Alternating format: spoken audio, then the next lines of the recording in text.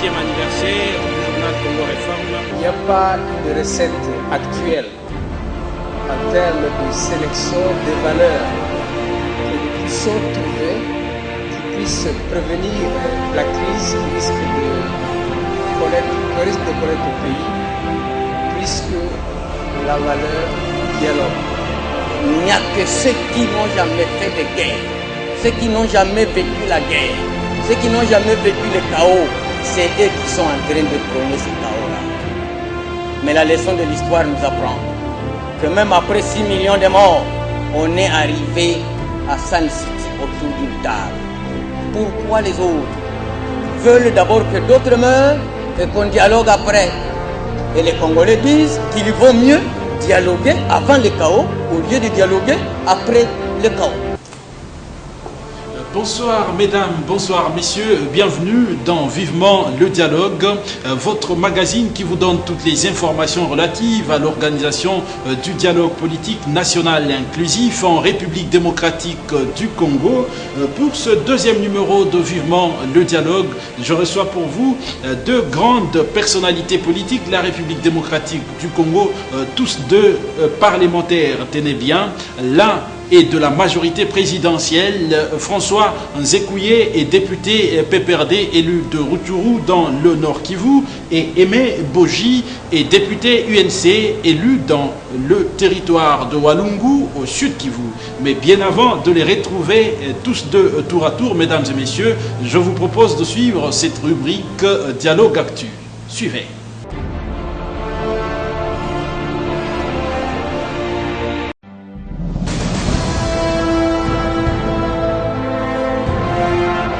Le train du dialogue politique national inclusif a déjà démarré. Vous le savez très bien, les travaux du comité préparatoire de ce forum national ont été lancés ce mardi 23 août 2016 dans la salle des conférences de l'hôtel Béatrice à Lagombe.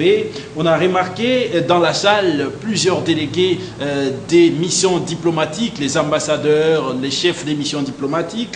On a remarqué aussi une forte présence des délégués de la majorité présidentielle comme ceux de l'opposition. Parmi ceux de l'opposition, on peut citer par exemple les délégués de l'UNC et alliés, dont Pierre Kangoudia, Moïse Kongolo, Lusenge Bonane. On peut citer aussi parmi les délégués de l'opposition, Sami Badibanga, représentant des l'UDPS et alliés. Du côté de la majorité, on a remarqué une forte présence des délégués de la majorité, délégués de la famille présidentielle, mais aussi une forte présence de la société civile, une forte présence aussi des membres des institutions de la République.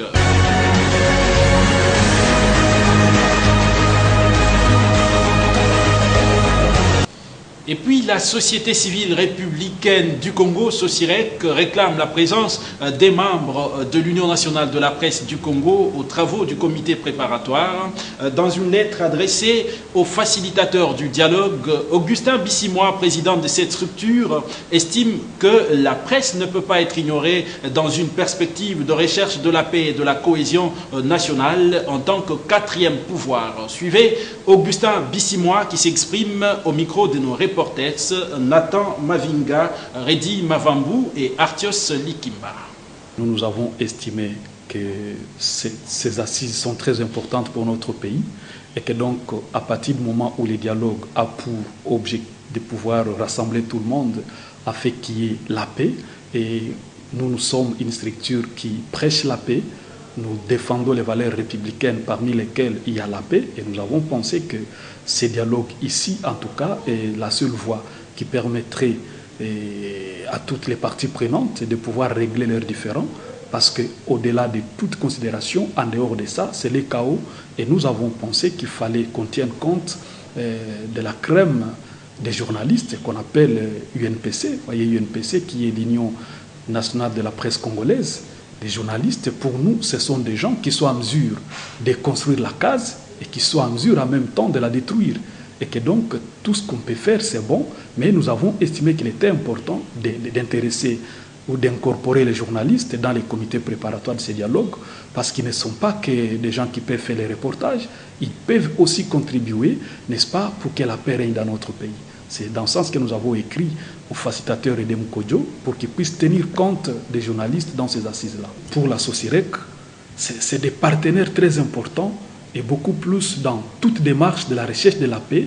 Pour nous, on ne pourrait pas ignorer les journalistes. On pouvait en tout cas les mettre au premier plan parce que d'ailleurs, pour les avertis, on dit que le journalisme, c'est le quatrième pouvoir. Et que donc, lorsqu'on est en train de pouvoir mobiliser tous les pouvoirs, on a les parties prenantes, on a l'opposition, on a la majorité, la société civile. Évidemment, on a senti que même nous, la société civile, on a ignoré les journalistes. Pourtant, ils font partie prenante des couches de la société civile. Nous l'avons dit que nous sommes vraiment prêts à pouvoir arrondir les angles parce qu'en fait, ça ne vaut pas la peine. Nous sommes déjà surreprésentés, si on peut le dire dans ce sens-là. La société civile, on voit des organisations qui sont représentées. Mais on s'est dit, est-ce que l'UNPC est représenté? Parce que pour nous, la société, en tout cas, nous l'avons dit dans notre correspondance, on est prêt à céder quelques places pour que l'UNPC essaie un peu d'être représenté dans ces assises-là au niveau même du comité préparatoire. On l'a dit dans la correspondance et je crois que ça dépendra de comment nous et l'UNPC, on pourra travailler pour trouver un consensus à ce niveau-là. Parce que nous devons mener un lobbying en réalité pour que l'UNPC soit représenté dans ces assises-là, même au niveau du comité préparatoire. Le début de travaux du dialogue et le couronnement d'un long processus qui a commencé par la réclamation du dialogue par l'opposition à sa convocation par le président de la République en passant par les consultations. Suivez, pour vous rafraîchir la mémoire, cet élément que nous proposent nos confrères de Télé 50. Mais d'abord ce rappel important. L'idée d'un dialogue politique pour baliser le chemin vers des élections crédibles est venue de l'opposition, donc du leader de l'UDPS. On a épilogué autour de mon dialogue. C'est un principe qui est inscrit dans nos coutumes. Tout le monde le sait. Et quand il y a un conflit dans une communauté, on se trouve à une table et où on dialogue jusqu'au moment où l'on trouve la solution. La réponse du président Joseph Kabila à l'appel d'Etienne Tshisekedi a été positive. La suite est connue, les consultations de toutes les couches de la population congolaise et leurs délégués ont adhéré à l'initiative. Le président voudrait prendre l'avis de toutes pour savoir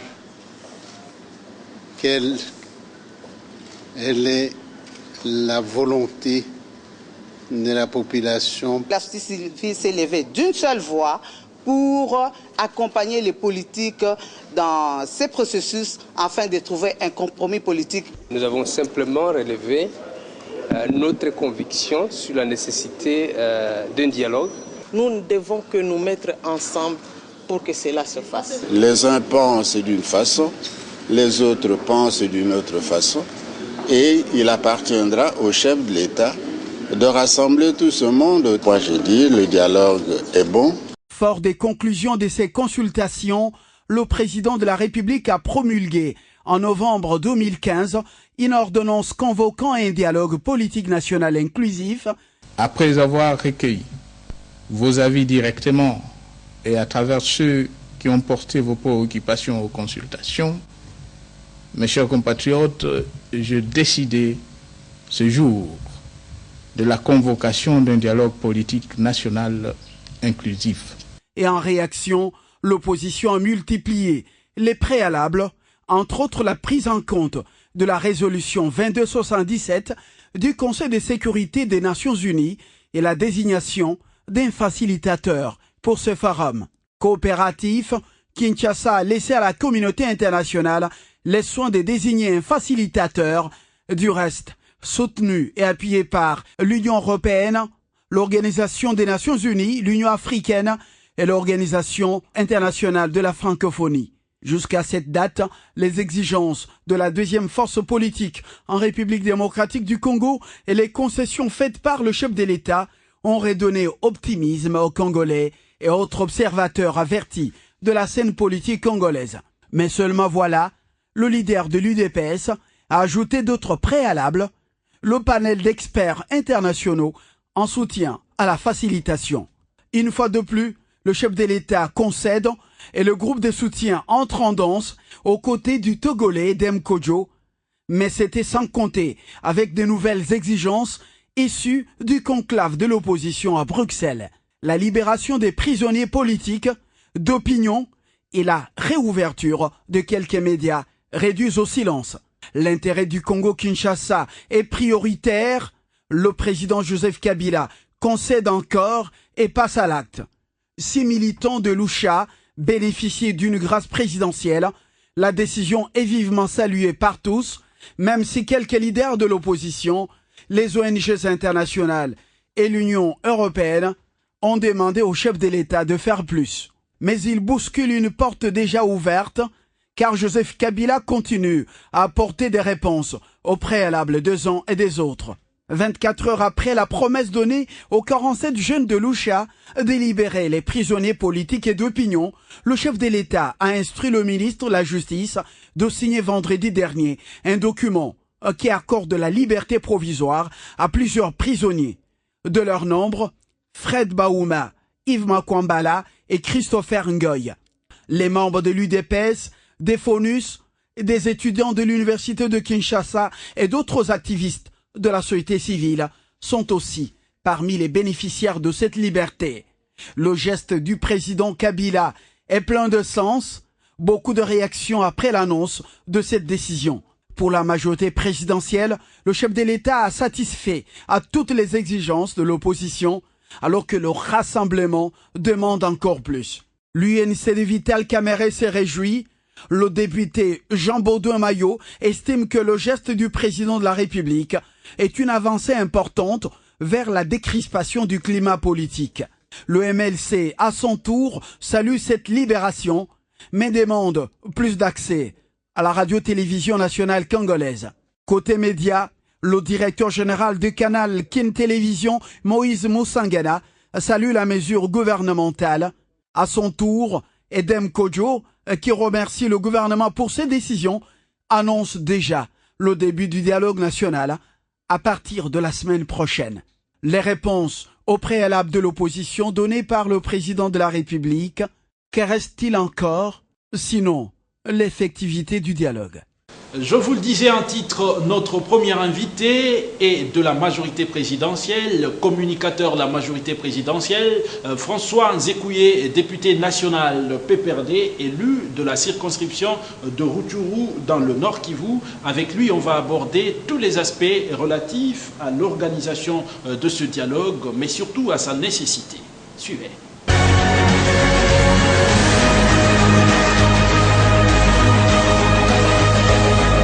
Monsieur François Nzekouye, bonjour. Bonjour Oscar. Vous êtes député national du PPRD, le parti présidentiel. Pour parler du dialogue politique national inclusif convoqué par le chef de l'État, Monsieur François Nzekouye, en quoi est-il nécessaire ce dialogue? Le dialogue convoqué par le président de la République est nécessaire, comme du reste l'ordonnance du chef de l'État l'a si bien dit. Oui. Pour nous permettre d'organiser des élections crédibles, dans la paix, et des élections qui coûtent moins cher à un pays pauvre. Il ne faut jamais avoir honte de le dire, parce que c'est la réalité. Les élections chez nous, à chaque cycle, coûtent autour de 1 milliard de dollars.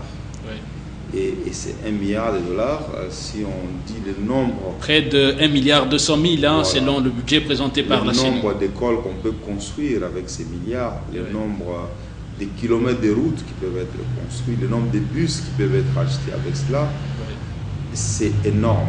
Et donc, nous devons repenser les élections, tenant compte de nos réalités, non pas simplement sociologique, mais surtout économique. Et dans l'immédiat, tenant compte du fait que l'organe qui doit organiser les élections nous dit qu'il est incapable, sauf un consensus politique, d'organiser les élections dans les délais prescrits par la Constitution, il faut donc que nous nous asseyons ensemble pour que la période au-delà du mandat du chef de l'État soit une période d'apaisement. Même si il est clair que des dispositions constitutionnelles sont claires, même si les gens les contestent d'une manière ou d'une autre, parfois en état bénéficiaire de ces mêmes dispositions quand il s'agit de soi. Mais il faut quand même que la classe politique se mette d'accord pour voir de quelle manière, dans l'apaisement, nous allons conduire cette période au-delà du mandat du chef de l'État. Bien, cette question du mandat du chef de l'État, nous allons y revenir. Mais M. François Nzekouye, vous êtes député PPRD, je l'ai rappelé, le parti au pouvoir, un parti phare, le premier parti de la majorité présidentielle. Qu'est-ce qui a empêché de pouvoir organiser les élections dans le délai constitutionnel? La Constitution prévoit que le mandat du chef de l'État est de 5 ans, une fois renouvelable. Le mandat du chef de l'État prend fin en décembre 2016. Qu'est-ce qui a empêché à la CENI d'organiser les élections avant novembre 2016? Il y a plusieurs raisons objectives et subjectives. Lesquelles?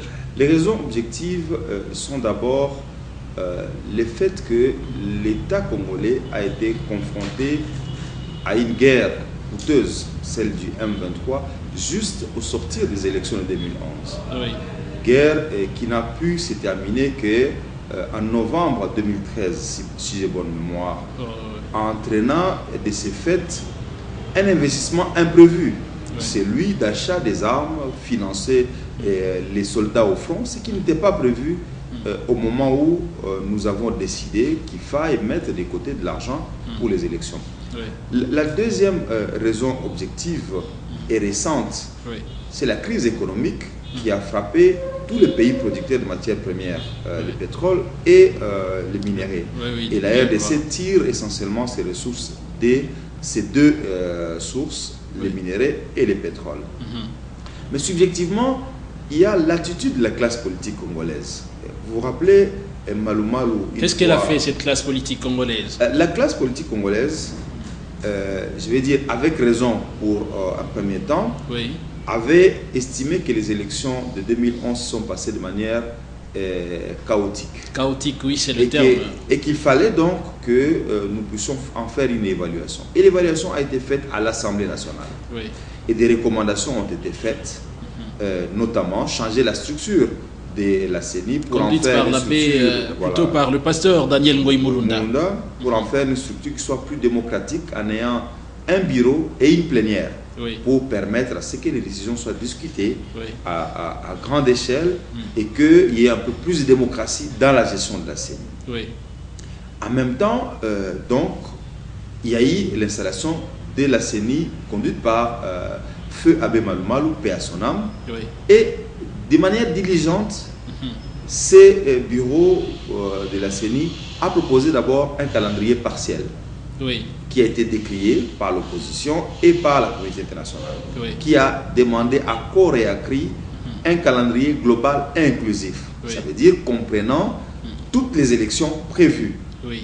Des élections qui n'ont pas eu lieu en 2011, ça veut dire les arriérés électorales. Les élections qui n'ont pas eu lieu en 2011, les élections locales, les élections provinciales, sénatoriales, voilà. Et jusqu'aux élections du chef de l'État. En passant par les élections des députés nationaux. Déjà, l'élection du chef de l'État est souvent couplée avec l'élection des députés nationaux. Déjà, ces calendriers-là, proposés par Malou Malou, considérés comme étant global inclusif, amenaient déjà un dépassement. Parce que ces calendriers mettaient les élections présidentielles et législatives nationales en avril 2017. L'opposition, qui avait demandé à corps et à cri un calendrier global inclusif, dit que ce calendrier n'est pas réaliste.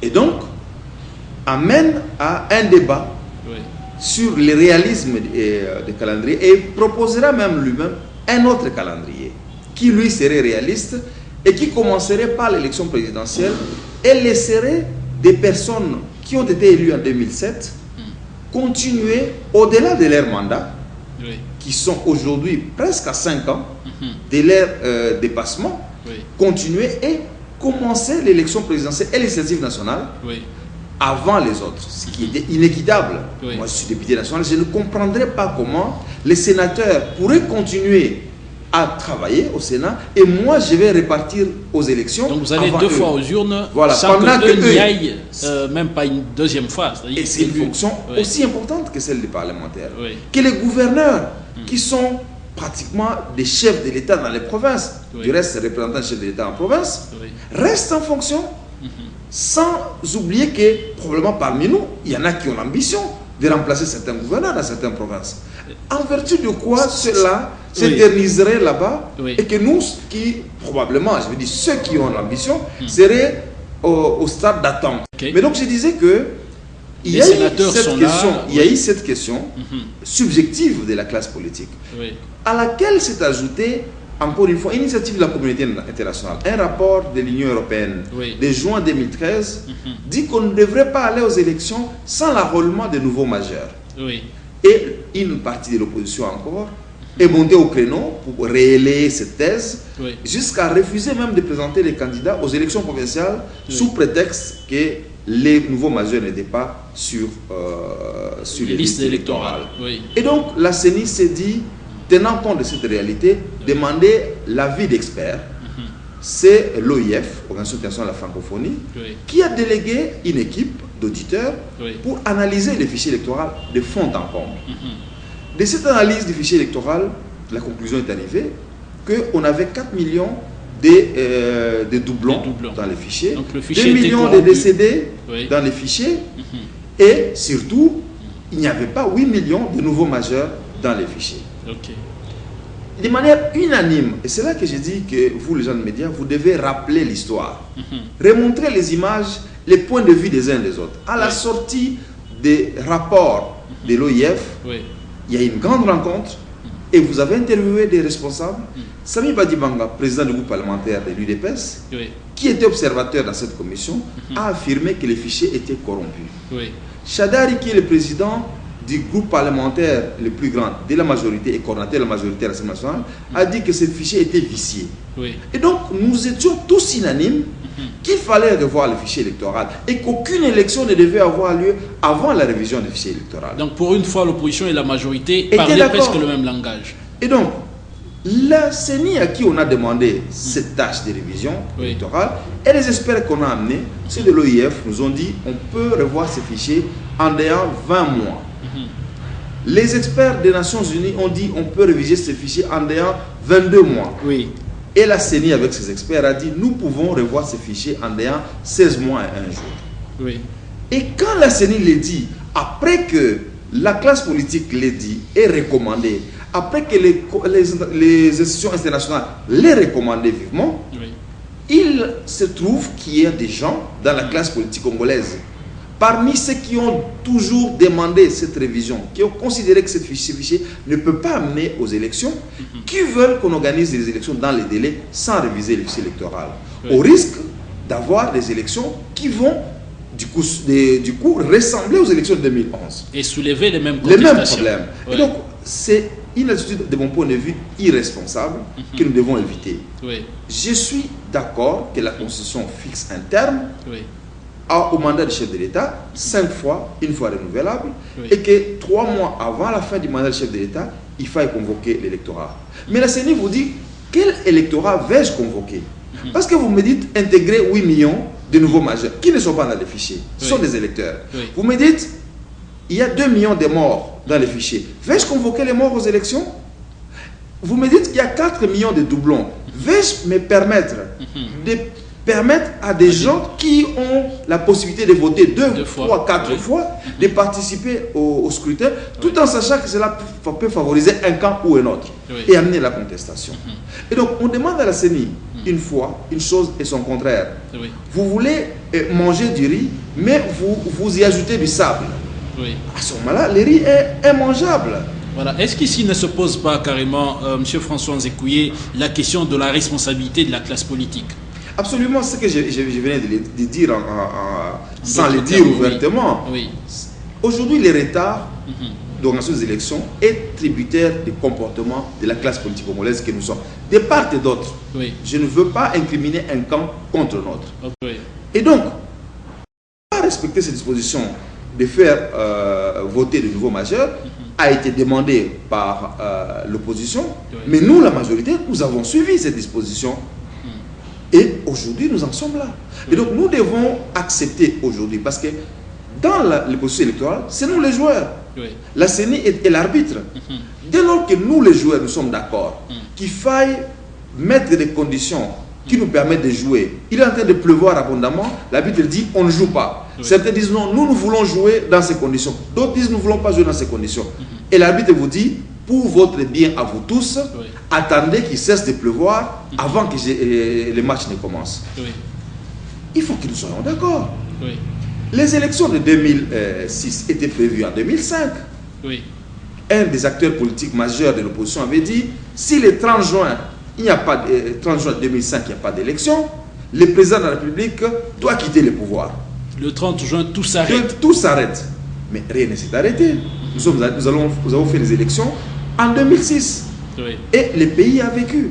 Il y a des acteurs de l'opposition qui avaient dit à l'époque, ne pas aller vous enrôler, ne pas aller au référendum pour la Constitution, mais qui sont devenus aujourd'hui les plus grands défenseurs de cette Constitution sur les aspects qui les intéressent.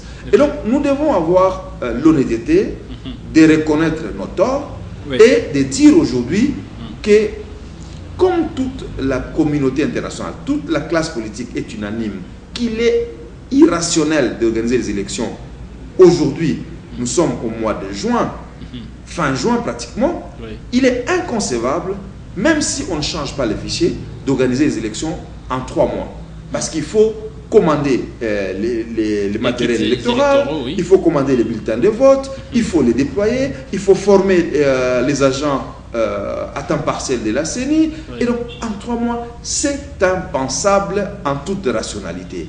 Est-ce qu'on peut attribuer la faute à quelqu'un? Je venais de vous dire, la faute incombe à toute la classe politique, de la majorité comme de l'opposition. Donc chacun a sa responsabilité dans cette situation. Absolument. Alors, François Nzekouye, nous sommes, vous l'avez dit, nous l'avons dit, à quelques mois de l'expiration ou de la fin du mandat du président de la République.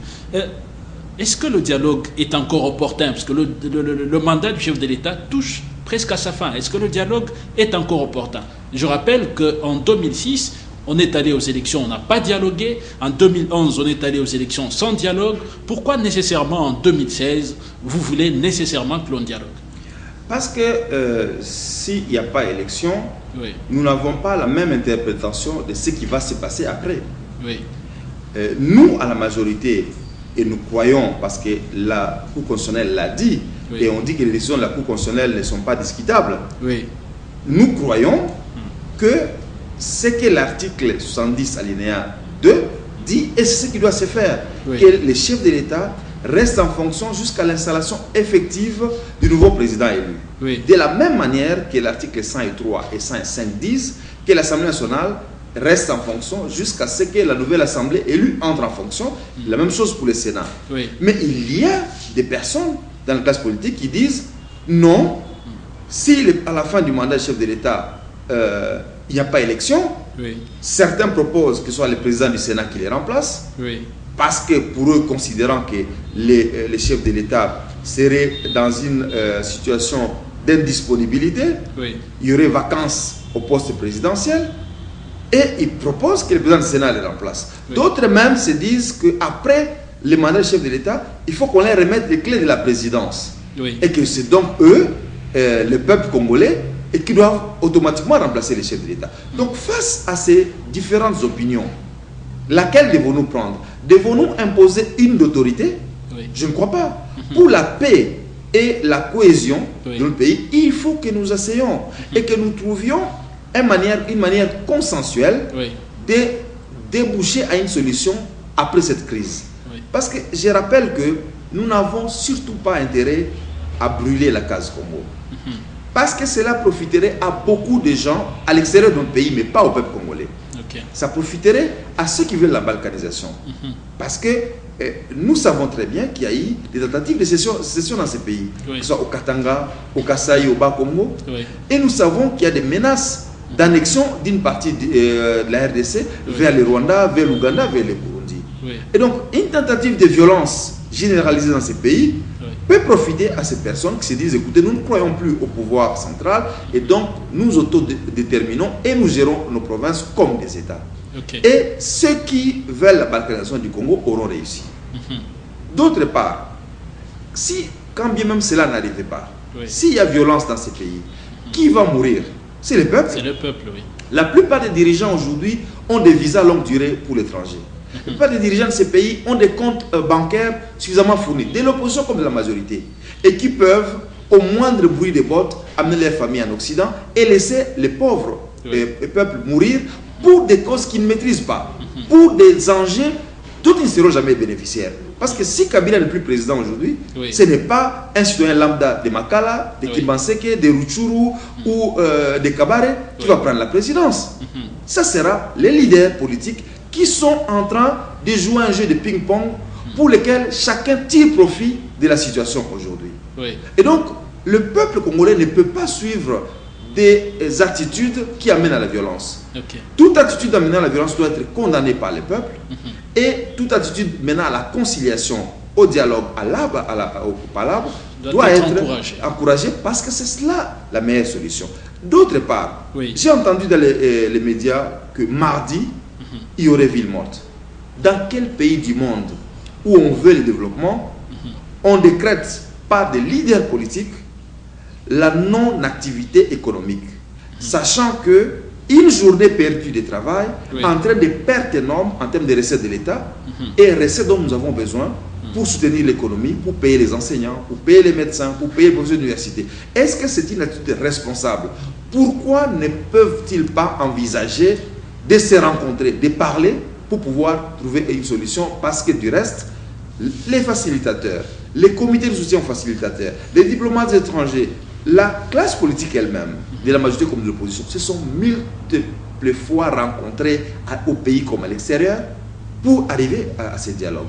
Pourquoi ne devaient-ils pas se mettre d'accord et exprimer leurs divergences au niveau du dialogue plutôt qu'entraîner des activités qui vont paralyser l'économie ou qui peuvent entraîner la mort des citoyens congolais? Mais François Nzekouye, c'est peut-être une marque d'oppression sur le pouvoir, parce que l'opposition, je parle d'une partie de l'opposition, parce que je rappelle qu'il y a une grande partie de l'opposition qui est déjà d'accord pour la tenue du dialogue politique national inclusif, mais cette opposition, cette partie de l'opposition conduite par Étienne Tshisekedi, le rassemblement en l'occurrence, a posé ses préalables. Ces préalables pour venir au dialogue, notamment l'abandon des poursuites contre Moïse Katumbi. On parle de la libération des prisonniers politiques, dont on cite Diomine Dongala et Jean-Claude Mouyambo. Pourquoi vous n'accédez pas favorablement? Je parle de vous comme membre de la majorité présidentielle, membre de la majorité gouvernementale. Pourquoi le gouvernement, pourquoi le président de la République n'accède pas favorablement à la demande de cette opposition pour décrisper l'environnement politique et passer carrément au dialogue? Parce que, cher Oscar, nous devons savoir différencier crime politique et crime économique, ou crime de droit commun. Vous vous rappelez la situation de Dominique Strauss-Kahn, candidat président de la République en France, qui est pris par flagrant délit, mais qui est dénoncé pour viol. Qu'est-ce qui s'est passé? Il est allé en prison. Je me rappelle l'ancien Premier ministre français dans le dossier Crestrim, il a été poursuivi. Je me rappelle de Sarkozy récemment, ancien président de la République qui a été poursuivi. Et prochain candidat aux élections. Pourquoi seulement chez nous, on estime que quand on est politique, peu importe les crimes qu'on a commis, on doit passer au lavage à sec? Comment considérer qu'une personne qui est condamnée pour viol sur mineur, crime imprescriptible, peut-il être libéré? Que diront les parents de ces enfants abusés? Comment pouvons-nous comprendre qu'un homme comme Mouyambo, qui est considéré comme étant un usurpateur de biens de privés, qui a falsifié les documents des immeubles appartenant à autrui, et qui se verrait libéré aujourd'hui, sans pour autant purger ses peines, c'est encourager les crimes. Comment considérez-vous qu'un Moïse Katumbi, condamné par un tribunal pour usurpation des biens d'autrui, pourrait être gracié au risque d'encourager les criminels? Donc moi aussi, parce que je suis député national, je peux aller en Gaba, falsifier le document d'un citoyen congolais et le déguerpir de sa maison et ne pas être poursuivi. C'est là où qu'on encourage les mal. Je pense qu'on devrait bien expliquer cette histoire, parce qu'à un moment donné, je crois que vous perdez, vous les politiques, vous perdez carrément le peuple en conjecture. On ne sait plus comprendre. Est-ce qu'il y a une différence entre prisonniers politiques et politiques prisonniers? Voilà, c'est cela la grande différence qu'il faut vraiment apporter. Parce qu'aujourd'hui, tout politicien en prison devient prisonnier politique. Oui. Donc je peux aller dans une banque, je cambriole, je prends $1 million, $2 millions, je m'enfuis. Dès qu'on m'attrape, je deviens prisonnier politique. Oui. Non, soyons sérieux. Nous devons avoir la moralité. Oui. Nous voulons avoir la bonne gouvernance. Et quand un politique est pris dans les pièges de la mégestion, du détournement, de l'abus des biens publics, il doit aller en prison. C'est cela l'exemplarité que nous devons donner. Parce que sinon, pourquoi on va arrêter les jeunes pas prisonnier politique, hein? Non, on n'est pas prisonnier politique. Pourquoi, et cela ce qu'on avait dit à un certain moment, on ne veut pas laisser les Koulouna en cravate circuler. On prend les petits citoyens pour les petits larcins, pour les petits vols de téléphone dans la rue, on les met en prison. Et les gens qui volent des biens qui nuisent entièrement à l'économie, on estime qu'ils sont des politiques, ils ne peuvent pas aller en prison. Non. Il y a une différence claire, tu as si bien dit, il y a des politiques en prison pour des raisons, des crimes de droit commun, et il y a probablement des personnes qui sont en prison pour des raisons d'opinion. On va passer, François Nzekouye. Il y a 2 ans, en 2013, 3 ans pratiquement, on a organisé les concertations nationales en République démocratique du Congo au cours de ce forum national. Différents sujets ont été abordés, y compris la question électorale, François Nzekouye. Qu'est-ce qui justifie que 2 ans après, on revienne sur les mêmes faits? D'abord parce que les concertations nationales n'avaient pas que comme objet les élections. C'était une concertation nationale pour réfléchir sur la refonte de la société congolaise et prendre des mesures qui amèneraient des changements dans tous les domaines. Il y a eu la commission défense, il y a la commission économique, il y a la commission sociale. Ça veut dire que nous avons parlé de tout. Ça, c'est la première différence. Et donc, la deuxième différence, c'est les participants. Nous nous sommes rendus compte qu'aux concertations nationales, il y a une bonne frange de l'opposition qui s'est refusée de participer aux concertations nationales. Mais aujourd'hui, les dialogues, on a senti qu'au moins les grands partis politiques de l'opposition étaient demandeurs du dialogue. Donc nous estimons aujourd'hui que la raison veut que nous allions au dialogue. Nous n'avons pas d'autres issues. Une rencontre organisée mi-septembre, mi-août ici à New York, réunissant notre ambassadeur à Washington, et le représentant spécial en région des Grands Lacs, Perello, et un ancien représentant des États-Unis ici à Kinshasa, on conclut tous unanimement que sans une solution concertée, négociée, la RDC risque de rencontrer les chaos. Et leaders que nous sommes là pour guider la population. Nous sommes là pour donner la lumière. Nous sommes, comme on dit en Occident, la neige qui est au-dessus des montagnes, quand elles fond, c'est pour vivifier les zones les plus basses de la montagne. C'est cela notre rôle. Nous ne sommes pas des pyromanes. Nous ne sommes pas là pour brûler la case Congo. Nous ne sommes pas là pour que les peuples meurent et que nous prenions nos avions pour aller en Belgique, pour aller en France, pour aller aux États-Unis, où nous avons des intérêts, et laisser les peuples mourir. Telle est notre mission, leader congolais. Peuple congolais, ne suivez pas des leaders politiques qui veulent de votre mort. Suivez les leaders politiques qui veulent que le Congo, petit à petit, aille de l'avant et permettent à ce que vos fils puissent étudier gratuitement à l'école primaire et secondaire, qui puissent permettre à ce que nos universités soient des universités crédibles, qui puissent permettre à ce que des emplois se créent dans ces pays pour que chacun d'entre vous devienne un leader dans la société civile ou dans la politique, comme le sont les leaders actuels. C'est bien dit, François Nzekouye, nous vous disons merci d'avoir répondu à notre invitation. Nous espérons vous avoir très prochainement pour approfondir, parce que le dialogue commence déjà. Le facilitateur a déjà convoqué le comité préparatoire dont les travaux sont lancés cette semaine. Nous espérons vous retrouver très prochainement pour approfondir d'autres questions liées à l'organisation du dialogue. Merci François Nzekouye. C'est un plaisir d'être sur votre plateau. Merci beaucoup. C'est moi qui vous remercie.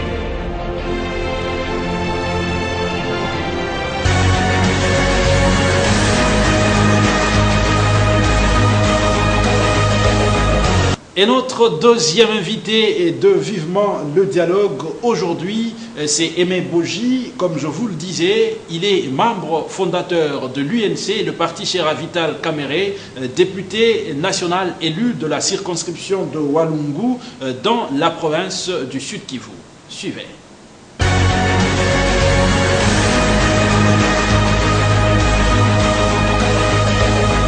Bien honorable Aimé Boji, bonjour. Bonjour Oscar. Vous êtes député national, membre fondateur de l'Union pour la Nation congolaise, le parti Chéra Vital Kamere, c'est cela? Bien entendu. Comment se porte l'UNC? Oscar, l'UNC se porte à merveille. Oui. Toutes les structures du parti sont en place. Oui. Comme vous l'avez suivi sur les ondes, nous nous réunissons presque toutes les semaines au vu de la situation actuelle au niveau de la direction politique nationale. Oui. Et que ce soit dans la ville de Kinshasa, à l'est, au centre, à l'ouest de la République, oui. Les activités du parti continuent et se tiennent pratiquement tous les jours. Donc tout va bien à l'UNC.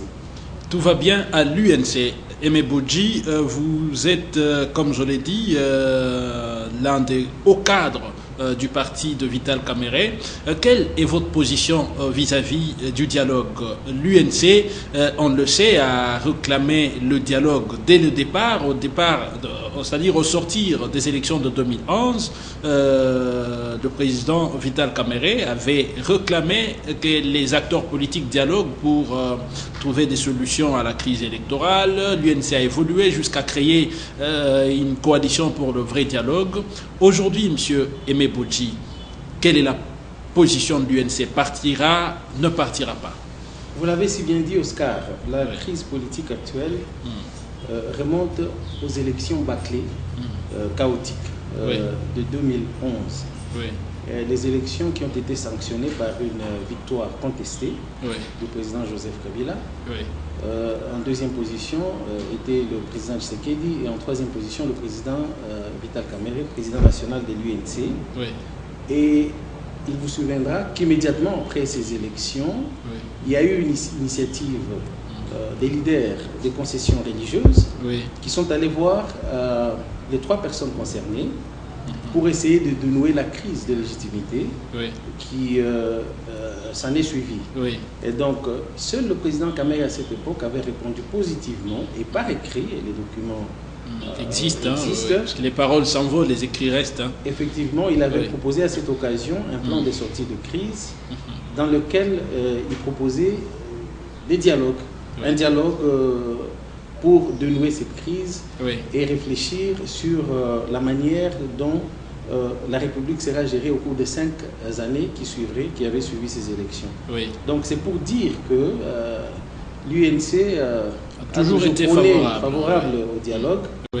Ensuite, c'était la signature des accords de l'accord cadre d'Addis Abeba, et dans lesquels pour la première fois on avait recommandé au gouvernement congolais d'entreprendre des initiatives pour consolider la paix nationale, la démocratie et la cohésion nationale.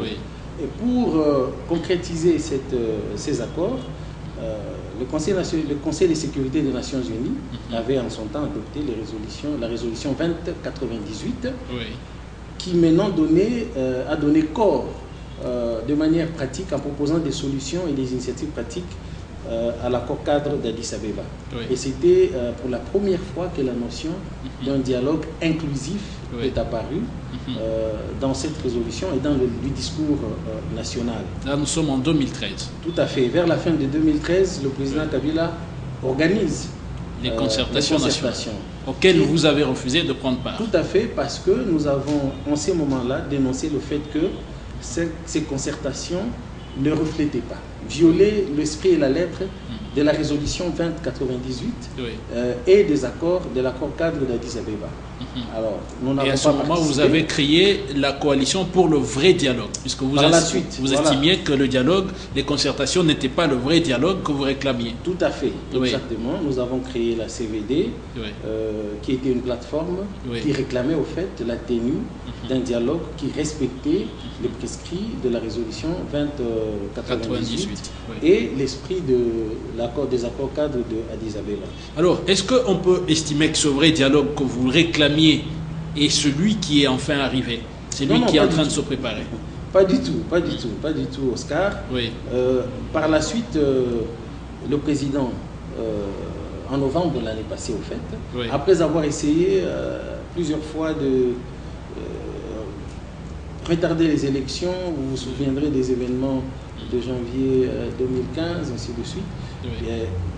Il a convoqué un dialogue en novembre 2015 et immédiatement l'opposition a protesté contre cette ordonnance qui au fait ne faisait pas allusion à l'ordonnance 2277, à la résolution. Résolution plutôt 2277 des Nations Unies, de sécurité des Nations Unies, qui stipulait que le dialogue congolais doit être inclusif, mais aussi respecter la Constitution, spécifiquement dans ces dispositions qui prévoient l'organisation des élections présidentielles dans les délais.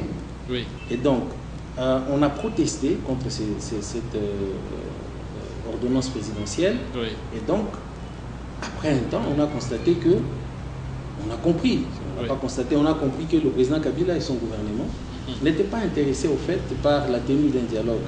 Et c'est alors que nous avons dit non, on passe à la vitesse supérieure. Le président Kamere a dit, après avoir consulté évidemment toutes les autres structures de l'opposition, avait dit que bon, à partir d'aujourd'hui, nous mettons fin à cette idée du dialogue et nous allons activer l'article 64 qui donne au peuple le droit de barrer la route à quiconque voudrait exercer le pouvoir ou l'acquérir par des moyens qui violent notre Constitution. Alors, la communauté internationale qui a toujours accompagné la RDC dans cette recherche des solutions à ces problèmes est intervenue à plusieurs degrés. J'ai mentionné dans la période post-électorale à travers les accords, l'accord cadre d'Addis Abeba, toutes les résolutions qui sont suivies. Elle a pesé de tout son poids sur les différents acteurs de la RDC, mais on s'est aussi rendu compte qu'on s'avançait doucement vers la date fatidique du 20 décembre 2016, sans pour autant qu'il n'y ait des signes palpables qui démontrent que nous allons avoir ces élections. Il faut aussi signaler dans l'entretemps qu'il y a eu mauvaise foi de la part du gouvernement national, parce que dans tous les budgets qui étaient votés à l'Assemblée nationale depuis la tenue des élections de 2011, il y avait des crédits alloués à la CENI pour permettre à cette dernière de mettre en marche le processus électoral qui devait aboutir avec les élections de novembre 2016. Il y a eu mauvaise foi et c'est l'une des raisons par ailleurs qui nous avait poussé à cette époque-là de recourir, de brandir plutôt l'article 64 de la Constitution pour forcer la main au gouvernement pour qu'il accélère le processus électoral en RDC. Et donc aujourd'hui, nous sommes arrivés à un point où je crois qu'il n'y a personne sur la scène politique congolaise qui conteste l'idée d'un dialogue. Il y a quelques problèmes par rapport à la facilitation. J'espère qu'on va en parler. On va y arriver, mais le principe du dialogue, je crois que ce soit au niveau de la communauté internationale, que ce soit au niveau de l'Union africaine, que ce soit au niveau de la CIGL, de la SADC, le principe du dialogue est acquis. Je crois que c'est un processus désormais irréversible, mais il y a encore des petites difficultés qui, j'espère, seront réglées bientôt pour que nous puissions aller au dialogue. Donc en clair, moyennant ces petites difficultés qui pourraient être réglées, l'UNC partira au dialogue. Cela a déjà été dit clairement par notre parti, par les structures du parti, par la direction politique nationale, par le président Vital Kamerhe, qui s'est prononcé comme tous les autres leaders de l'opposition, en faveur de ce dialogue. Donc il n'y a pas de doute là-dessus. Bien, l'UNC ira au dialogue. Il est entendu que le dialogue politique national inclusif est convoqué pour régler la question électorale, puisqu'il est clair qu'à l'allure où vont les choses, il est impossible d'organiser les élections dans les délais constitutionnels. Mais Monsieur Aimé Bodji, vous êtes un acteur politique de l'opposition. Est-ce que ce n'est pas par votre... par une sorte de radicalisme carrément que l'opposition aussi a pris une certaine responsabilité dans le retard du processus électoral? Vous avez pratiquement tout contesté et rien accepté, au point que rien n'a été fait justement. Je pense qu'on n'a pas tout contesté. Oui. Il faut ici faire la part des responsabilités. Après les élections de 2011, c'est vous qui avez demandé le départ du bureau Moïmoulunda. Tout à fait. Oui. Mais il ne faut pas confondre le départ d'un individu à l'arrêt des activités de l'institution. Oui. La CENI est une institution. Oui. Et il y avait chaque année un budget doté pour que le processus électoral continue son cours. Oui. Et malheureusement, nous avons noté de la part du gouvernement une mauvaise foi qui a fait que ce budget n'a été exécuté qu'à hauteur de 15% pour les 3 années qui ont suivi l'année électorale. Oui, parce que là aussi, vous avez plongé la CENI dans une sorte d'instabilité institutionnelle, au point que le bureau qui part laisse carrément le secrétariat exécutif national, qui est limité dans ses décisions. Je crois que là, monsieur le député, vous avez à un moment donné aussi bloqué la CENI. On n'a pas bloqué la CENI. Oui. Cette décision, cette recommandation de refaire le bureau de la CENI était basée sur le fait que les élections organisées par M. Moïmoulunda étaient un échec total. Oui. Est-ce qu'on pouvait permettre à la République de continuer avec une CENI qui n'était pas partiale, qui n'était pas objective, qui visiblement était manipulée et au service du pouvoir en place? Non. Oui. Je crois que c'était par devoir patriotique, par souci de bien faire, pour que aux prochaines élections, les résultats qui seront proclamés par la CENI reflètent réellement la volonté du peuple.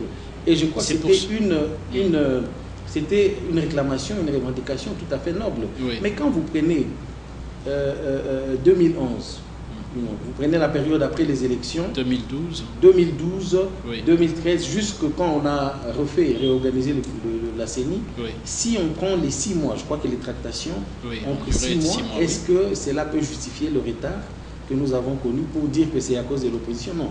Je crois que les raisons sont à chercher ailleurs et surtout du côté de cette majorité présidentielle qui a délibérément utilisé l'argent qui était prévu pour financer le processus électoral au profit des projets, ce que nous appelons des éléphants blancs, tels que les bureaux, l'hôtel du gouvernement, Bukangalonzo, des projets qui, au fait, n'ont aucun impact réel sur le social. Monsieur le député, le dialogue politique national inclusif, nous y sommes déjà, parce que cette semaine, les trains démarrent, mais une frange de l'opposition continue à réquiser le facilitateur Edem Kodjo.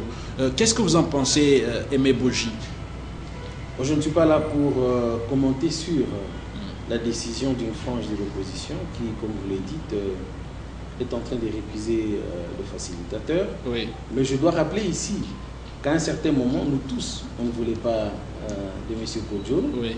Et cela a été exprimé dans plusieurs déclarations de toutes ces composantes de l'opposition. Oui. Et nous-mêmes, au sein de l'opposition, on a proposé à la communauté internationale que Kodjo puisse être accompagné par un panel de facilitateurs. Oui. Ce qui a été fait, et encore là, je dois rappeler que c'était la dynamique de l'opposition avec le président Kamere qui a été le premier à proposer cette piste de solution à laquelle la communauté internationale a réagi parce que l'Union africaine, l'ONU, les États-Unis d'Amérique, l'OIF ont envoyé leurs délégués. Tout à fait. Oui. Donc nous sommes en face d'une facilitation, d'un panel de facilitateurs.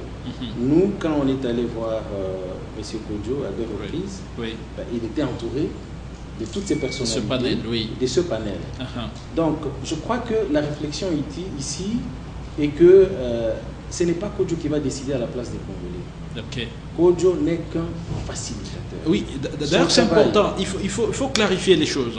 C'est quoi le rôle du facilitateur dans ce dialogue? En termes génériques, le facilitateur est là pour mettre ensemble toutes les parties qui sont concernées par la recherche d'une solution à ce problème. Le facilitateur crée un cadre qui va permettre à ce qu'il y ait un échange fructif et allant dans les sens à résoudre le problème auquel nous faisons face. Ça, c'est limite. Est-ce que par moment, le facilitateur peut imposer quelque chose? Je ne pense pas qu'il peut imposer. Il s'agit d'un problème congolais. Il s'agit d'un problème qui doit être résolu par les Congolais. Et donc, récuser un facilitateur pour un problème qui sera résolu par les Congolais, nous avons une petite difficulté avec. Et Kodjo ne sera pas seul. Il est entouré de toutes ces personnalités qui vont veiller à ce que tout se passe dans l'ordre et dans un esprit serein pour que nous puissions atterrir en douceur. Donc, nous, au niveau de notre composante, nous avons opté pour une participation, bien entendu, moyennant tous ces préalables qui sont partagés par l'opposition politique et sans lesquels il sera difficile d'évoluer vers un dialogue productif. Apaisé.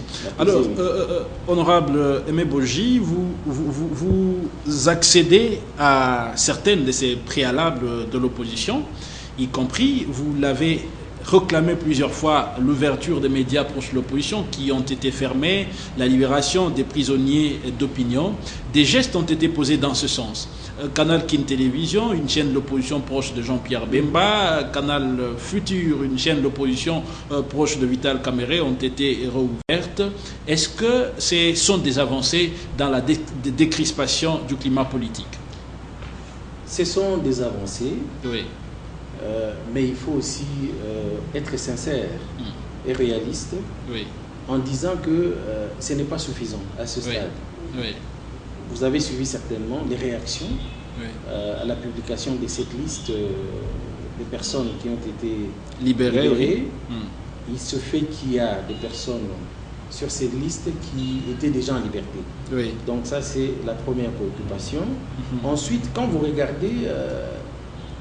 en fait, il y a plusieurs listes. Mais quand vous regardez la liste qui a été proposée par notre composante, il y avait 36 personnes. Et sur les 36, en vérifiant, il y a 4 ou 5 seulement qui ont été libérés. Mais aussi, il y avait 7 chaînes de télévision et radio, y compris un journal. Et sur les 7, on a ouvert que 2. Donc nous disons que bon, c'est un premier pas dans la bonne direction.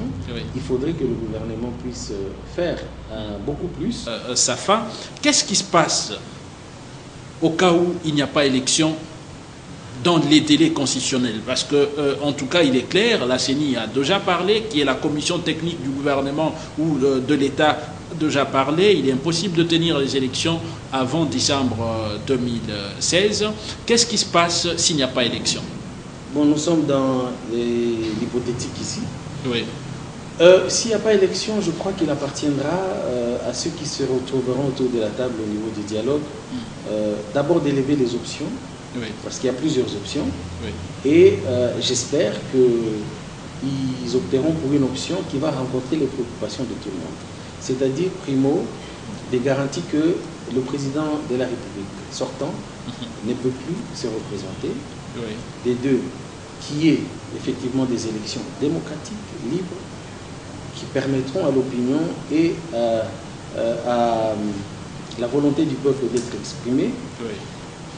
Et en troisième lieu, je crois qu'il faut tenir compte du fait qu'il faut éviter que ce pays descende dans le chaos. Donc voilà un peu ma réaction par rapport à ça. Il appartiendra en toute responsabilité à ceux qui seront autour de la table, dans les dialogues, de pouvoir lever une option. Mais nous ne sommes pas ici, nous ne voudrions pas, et je ne pense pas que le peuple congolais, si vous faites... passer votre micro dans la rue. Je crois que tout le monde attend le changement, tout le monde espère qu'il y aura des élections bientôt et très bientôt. Donc il faudrait que, quelle que soit l'option qui sera levée, qu'il puisse tenir compte de cette nécessité d'organiser des élections le plus rapidement possible. Organiser les élections le plus rapidement possible. Aimé Boji, nous tendons vers la fin de notre entretien. Quel message pouvez-vous lancer au peuple congolais, aux acteurs politiques, à tous les acteurs impliqués dans le processus du dialogue pour éviter justement ce chaos qui est prôné par les ennemis de la République? Je crois que nous sommes à un moment historique très important. Oui. La crise actuelle tire ses racines de la mauvaise tenue des élections de 2011. Oui. Et je crois qu'il faut éviter de retomber dans les mêmes erreurs du passé. Il faut tirer les leçons de cette crise qui nous poursuit depuis 2011. Et donc je lance un appel à la classe politique, à toutes les parties qui seront impliquées dans la recherche des solutions à la crise actuelle dans notre pays, de privilégier la paix. Parce que la paix, c'est la chose la plus importante. C'est la chose la plus sacrée. Chez nous, on dit que tu peux manquer à manger, mais si tu as la paix, tu dors tranquillement dans ta case, tu es comblé. Oui. Donc, privilégions la paix, évitons de mettre nos égos, nos intérêts personnels à l'avant-plan. Pensons à ce peuple congolais, de Kasumbalesa, de Walungu, de Bunia, de tous ces coins de la République qui n'attendent que la paix. Et donc, je crois que cela nous demande à nous, politiciens, d'adopter un comportement très responsable. Et je voudrais que ceux qui hésitent encore pour venir au dialogue puissent mettre un peu d'eau dans leur vin et venir au dialogue, et que le gouvernement puisse aussi faire tout ce qu'il peut faire pour que nous puissions nous retrouver autour d'une table. La paix n'a pas de prix, et je voudrais ici peut-être terminer par une phrase du Dalai Lama qui dit, je cite, « De la guerre, c'est quand il y a une possibilité de conflit, mais que vous décidez délibérément d'éviter la violence, d'adopter et d'utiliser des moyens pacifiques pour résoudre le problème. C'est cela, la vraie paix. » Fin de citation. Merci beaucoup, merci, nous disons merci, Aimé Boji. Je rappelle que vous êtes député national et membre cofondateur de l'Union pour la Nation congolaise, le parti cher à Vital Kamerhe, l'un des principaux partis de l'opposition en République démocratique du Congo. Merci d'avoir accepté notre invitation. C'est moi qui vous remercie, Oscar. Merci pour l'opportunité. Merci beaucoup.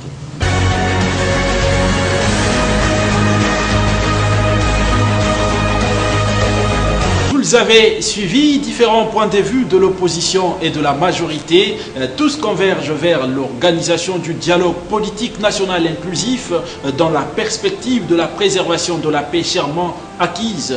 Sans paix, il n'y a pas de développement. Merci à vous tous de l'avoir suivi. Merci à Jean-Marie Kassamba, patron de Télé 50 et président des journalistes de Kinshasa. Merci à la radio-télévision nationale congolaise, RTNC2 Développement. Merci à toute mon équipe technique. Bonsoir.